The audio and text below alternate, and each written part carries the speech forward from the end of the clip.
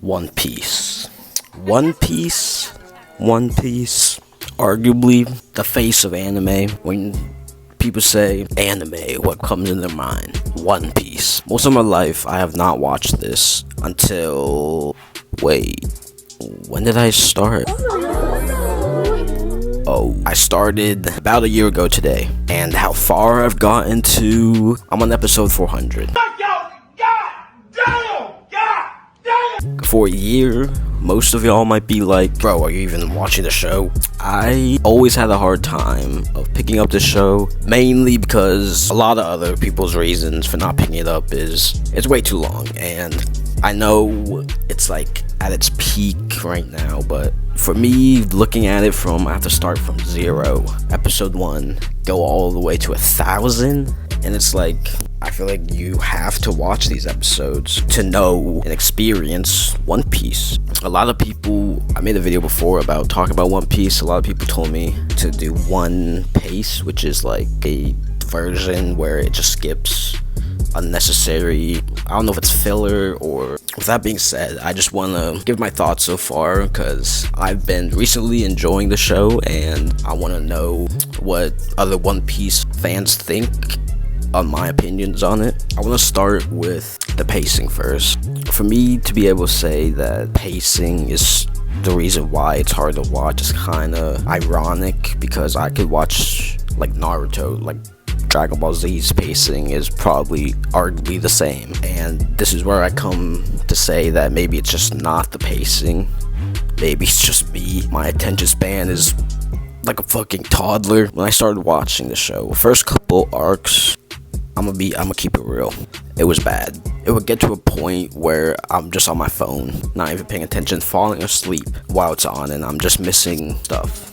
And there's stuff like I don't want to miss because I know nothing about this show. I feel like me not catching other details, even though it's only the beginning of the show, I kind of felt bad that I couldn't really stay on track with most of it. But now let me tell you, the pacing is bad, alright?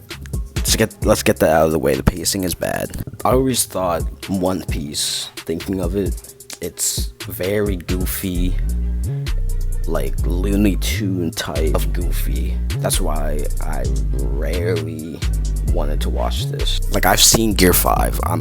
I've seen some spoilers. I know about Ace's death. I feel like it's the only biggest spoiler I know. I've seen Gear 5 because my little brother watches it, and when I saw that, I was like, bro, this Looney Tune animation, it looked goofy. He looked like a Looney Tunes character. I've blocked that mentality of it being goofy because, again, I've watched as many goofy animes out there, and for me to say One Piece is trash because it's goofy, again, that's very ironic. To not watching One Piece for all these excuses that I make are invalid because I've seen other shows that are like One Piece in a way, but like with the bad pacing, goofiness, funniness. There was also a part of me that I thought about One Piece that it wasn't gonna make me emotional. So I was like, ain't no way this show's gonna make me emotional. And I said that, and I know I'm gonna regret those words. I know One Piece fans, I'm not even close to catching up. I said, I don't think I'll ever tear up watching this. I'm not gonna lie, I might have teared up. I'm not gonna talk about the beginning arcs because, like, these arcs from East Blue Saga to Water 7, I remember watching some filler, not really filler, some backstories and tearing up. When I realized this was a good show, the first arc that hit me was Water 7. I don't know what about this arc made me like it so much. Meeting Iceberg, Frankie, Polly, Iceberg, Polly, and Frankie. Meeting these characters, dope ass characters. The confliction, the fight with Usopp, Luffy. Okay, I'm gonna give my thoughts on this whole disagreement because at first I was like, Usopp, you're tweaking. I did not give a shit about this fucking boat. Why you bullying me? Y'all need a new ship. It's clearly broken.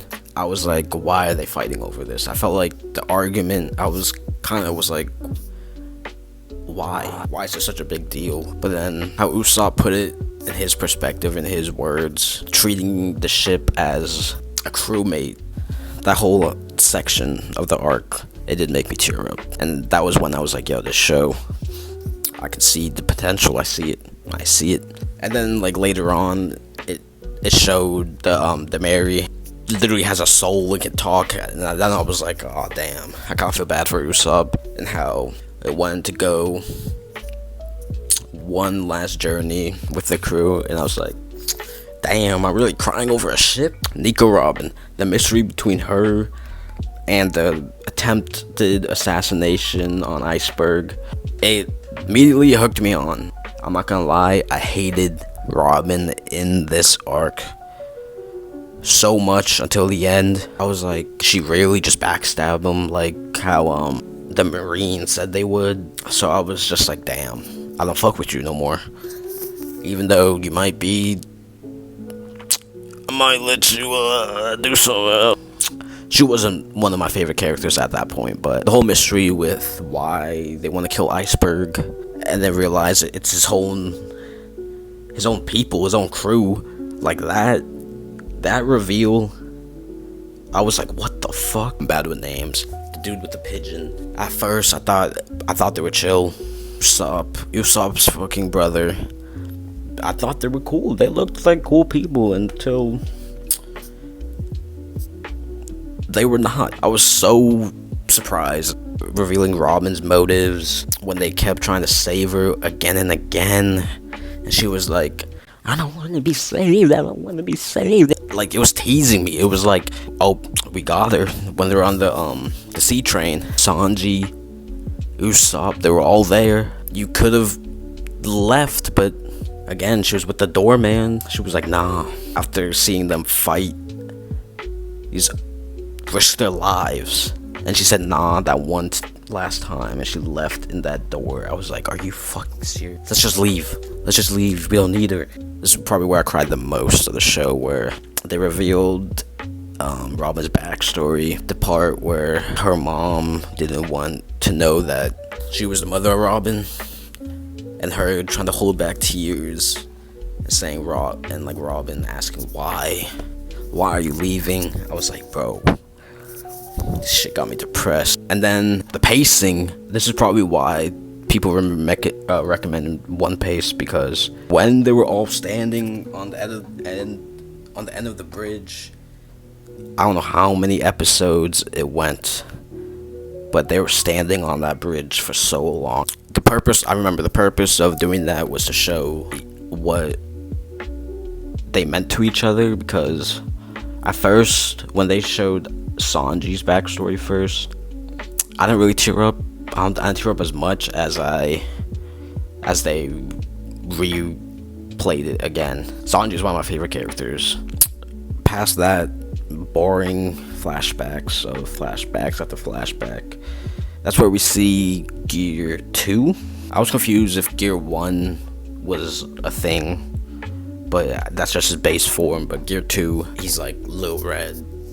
Honestly, favorite arc, I don't know if it's split. The Water 7 and then the attack on the government are two different arcs, so I'm just put those as one. Those were top tier out of all the arcs I've watched so far.